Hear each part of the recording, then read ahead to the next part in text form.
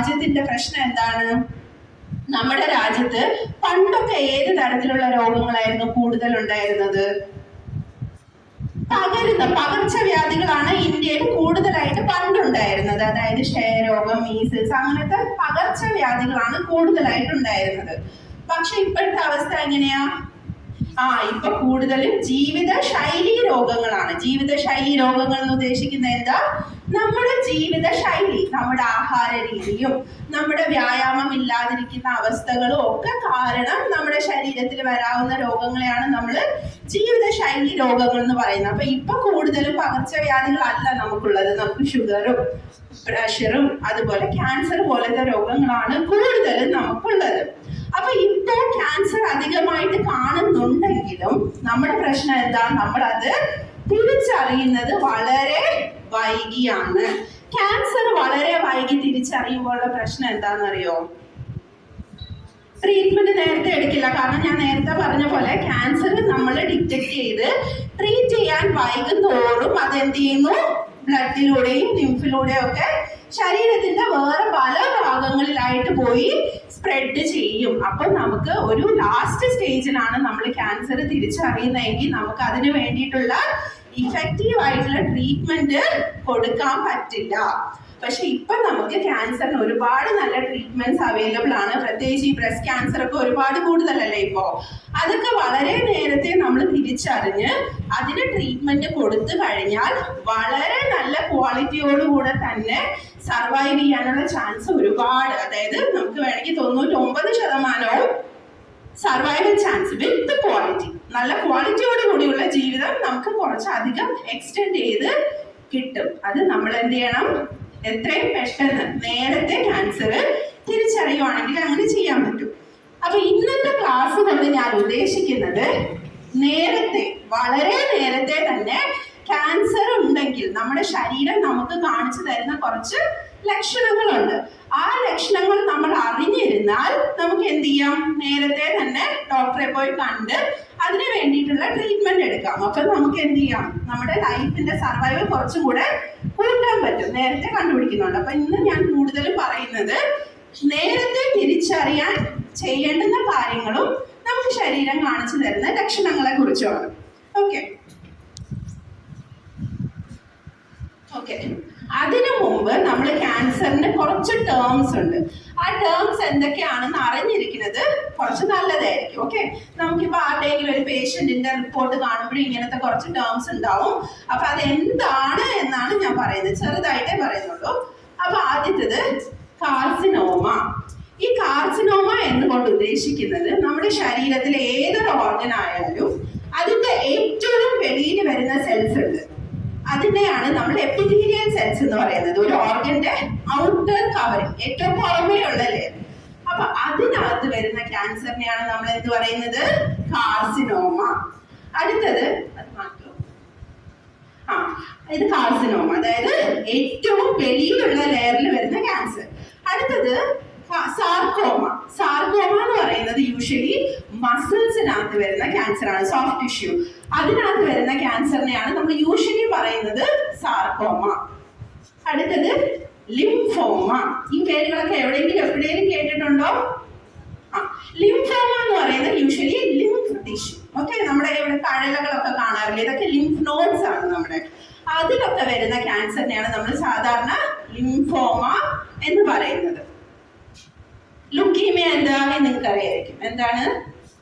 Blood cancer. അതായത് നമ്മുടെ ശരീരത്തില് റെഡ് ബ്ലഡ് സെൽസ് ഉണ്ട്, വൈറ്റ് ബ്ലഡ് സെൽസ് ഉണ്ട്. അപ്പൊ ഇങ്ങനത്തെ സെൽസിനകത്ത് വരുന്ന ക്യാൻസർ, അതായത് സെൽസ് അൺകൺട്രോളബിളി മൾട്ടിപ്ലൈ ചെയ്ത് സെല്ലിന്റെ കൗണ്ട് ഒരുപാട് കൂടുതലാവും.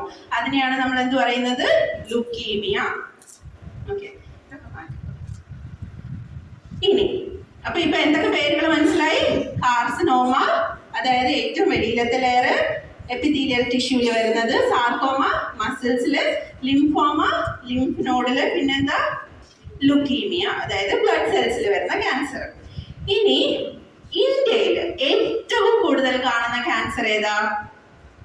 ഒരുപാട് ടൈപ്പ് ക്യാൻസർ ഉണ്ട്. നമ്മുടെ ശരീരത്തിന്റെ ഏത് ഭാഗത്ത് വേണമെങ്കിലും ക്യാൻസർ വരാം.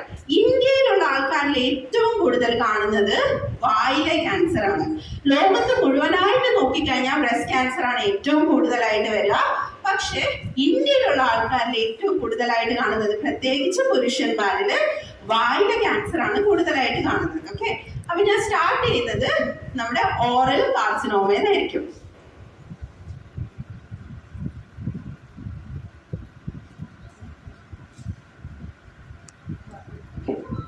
ഇനി വായിലെ ക്യാൻസർ സ്റ്റാർട്ട് ചെയ്യുന്നതിന് പുരുഷന്മാരുടെ വായിലെ ക്യാൻസർ ആണ്. സ്ത്രീകളുടെ വരുമ്പോഴത്തേക്കും ബ്രസ്റ്റ് ക്യാൻസർ ആണ് ഏറ്റവും കൂടുതലായിട്ട് വരുന്നത്. അപ്പൊ ഓരോ ക്യാൻസറും അതിന്റെ മെയിൻ കാര്യങ്ങൾ മാത്രമേ ഞാൻ പറയുന്നുള്ളൂ. ഓക്കെ, അപ്പൊ ആദ്യത്തേത് ഓറൽ ക്യാൻസർ, അതായത് വായില് വരുന്ന ക്യാൻസർ. ഇനി വായിൽ ക്യാൻസർ വരാനുള്ള പ്രധാന കാരണം എന്തായിരിക്കാം? എല്ലാവർക്കും അറിയുന്നതാണ്, പുകയില അല്ലേ? പുകയില ഒരുപാട് ഉപയോഗിക്കുന്ന ആൾക്കാരിൽ, പുകയില നമുക്ക് ഏതൊക്കെ ഫോംസിൽ ഉപയോഗിക്കാൻ പറ്റും? ചവയ്ക്കാൻ പറ്റും വെറ്റിലയിൽ വെച്ച്, അതല്ലെങ്കിൽ സിഗരറ്റ് അല്ലെങ്കിൽ ബീഡിക്കകത്ത് നമ്മൾ പുക വലിക്കുന്നതിലൂടെ വരാം. ചില ആൾക്കാര് ഈ വെറ്റില, ഈ പുകയില ഈ ചുണ്ടിന്റെ അടിയിൽ വെച്ച് കിടന്ന് ഉറങ്ങുന്ന ശീലമുണ്ട്. അപ്പൊ അങ്ങനെയുള്ള ആൾക്കാരിലൊക്കെയാണ് നമുക്ക് ഈ പറയുന്ന വായിലെ ക്യാൻസർ കൂടുതലായിട്ട് കാണുന്നത്. വായിലെ ക്യാൻസറിന്റെ ലക്ഷണങ്ങൾ എന്തൊക്കെയായിരിക്കും?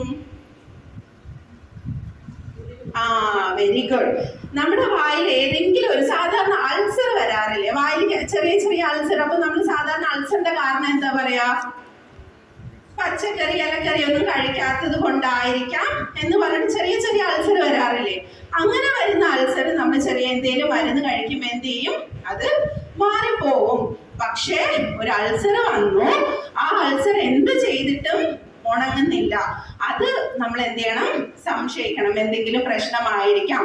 പ്രത്യേകിച്ച് ഇങ്ങനെ പുകയില ഉപയോഗിക്കുന്ന ആൾക്കാരാണെങ്കിൽ ഉറപ്പായിട്ടും എന്ത് ചെയ്യണം? സംശയിച്ചിട്ട് ഏറ്റവും അടുത്തുള്ള ആരോഗ്യ കേന്ദ്രം അല്ലെങ്കിൽ ഒരു ഡോക്ടറെ പോയി നിർബന്ധമായിട്ടും കാണണം. അപ്പൊ ഒരു മുറിവ് വരിക, മുറിവ് ഉണങ്ങുന്നില്ല, അല്ലെങ്കിൽ അതിൽ നിന്ന് രക്തം വരുന്നു, പല്ലുകളൊക്കെ ഭയങ്കര ലൂസ് ആവും. ആ സമയത്ത് പല്ല് ലൂസാവും, ചിലപ്പോൾ മോണയിൽ നിന്ന് ബ്ലഡ് വന്നുകൊണ്ടിരിക്കും.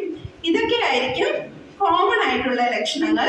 പിന്നെ ഏതൊരു ക്യാൻസർ ആയാലും കാണുന്ന 2 ലക്ഷണങ്ങളുണ്ട്. ഏതൊക്കെയാന്ന് പറയാവോ? ഒരു ക്യാൻസർ രോഗിയെ കാണുമ്പോൾ തന്നെ മനസ്സിലാവും അയാളുടെ വെയിറ്റ് ഭയങ്കരമായിട്ട് കുറയും. ഓക്കെ, അപ്പോൾ മിക്കവാറും എല്ലാ ക്യാൻസറിലും കാണുന്ന 2 കണ്ടീഷനാണ്. ഒന്ന് അമിതമായിട്ടുള്ള ക്ഷീണം, പിന്നെ ഒന്ന് വെയിറ്റ് ഒരുപാട് കുറയാം. വെയിറ്റ് ഒരുപാട് കുറയാന്ന് പറയുന്നത് നമ്മുടെ ശരീരത്തിന്റെ വെയിറ്റ്, ടോട്ടൽ വെയിറ്റിന്റെ 5% കൂടുതൽ ഒരു 6 മാസത്തെ കാലയളവിന് ഉള്ളിൽ കുറയുകയാണെങ്കിൽ നമ്മൾ അതിനെ സിഗ്നിഫിക്കന്റ് വെയിറ്റ് ലോസ് എന്ന് പറയും. എങ്ങനെയാണ്? നമ്മുടെ വെയിറ്റിന്റെ 5% കൂടുതൽ ഒരു വളരെ ചെറിയ കാലയളവിനുള്ളിൽ കുറയുകയാണെങ്കിൽ നമ്മൾ അതിനെ സിഗ്നിഫിക്കന്റ് വെയിറ്റ് ലോസ് എന്ന് പറയും. അത് നമ്മൾ ഡയറ്റിംഗ് ഒന്നും ചെയ്യുന്നില്ല, പ്രത്യേകിച്ച് വെയിറ്റ് കുറയാൻ എക്സസൈസ് ഒന്നും ചെയ്യുന്നില്ല, എന്നിട്ട് പോലും വെയിറ്റ് ഒരുപാട് കുറയുന്നുണ്ടെങ്കിൽ നമ്മൾ അതിനെ ശ്രദ്ധിക്കണം. ഓക്കെ, പിന്നെ വായിലെ ക്യാൻസറിൽ ഏറ്റവും ശ്രദ്ധിക്കേണ്ടത് നമ്മുടെ ശരീരം കാണിച്ചു തരുന്ന 2 ലക്ഷണങ്ങളുണ്ട്. ഒന്നാണ് ഈ 2 പിക്ചേഴ്സ് കണ്ടോ? ആദ്യത്തെ പിക്ചറിൽ വായ്ക്കകത്ത് ഒരു വെള്ള പാട കണ്ടോ? അതാണ് ല്യൂക്കോപ്ലേക്കിയ. എന്താണ്? ല്യൂക്കോപ്ലേക്കിയ. അടുത്ത പിക്ചറിനകത്ത് ഒരു ചുവന്ന കളർ പാടയുണ്ട്, അതാണ് എരിത്രോപ്ലേക്കിയ. ഓക്കെ, ഈ 2 അവസ്ഥകളും ക്യാൻസറിന് തൊട്ട് മുമ്പത്തെ ഒരു അവസ്ഥയാണ്. അത് നമ്മുടെ ശരീരം നമുക്ക് കാണിച്ചു തരുന്ന ഒരു ലക്ഷണമാണ്. അപ്പൊ ഈ 2 അവസ്ഥ വന്നാലും എത്രയും പെട്ടെന്ന് എന്ത് ചെയ്യണം? ഒരു ഡോക്ടറെ പോയി കാണണം. ഓക്കെ, അപ്പൊ വായിലെ ക്യാൻസറിന്റെ ലക്ഷണങ്ങൾ എന്തൊക്കെയാണ്? ഉണങ്ങാത്ത മുറിവ്, ചോര വരിക, ബ്ലഡ്, ഈ പല്ലൊക്കെ ലൂസായി പോണു, പിന്നെ വെയിറ്റ് കുറയുന്നു, അമിതമായിട്ടുള്ള ക്ഷീണം, പിന്നെ പ്രത്യേകിച്ച് വായ്ക്കകത്ത് വരുന്ന ഈ 2 പാട. ഒന്ന് വെള്ള കളർ പാട, അതിനെയാണ് ല്യൂക്കോപ്ലേക്കിയ എന്ന് പറയാം. പിന്നെ ഒന്ന് ചുവന്ന കളർ പാട, എരിത്രോപ്ലേക്കിയ. ഓക്കെ.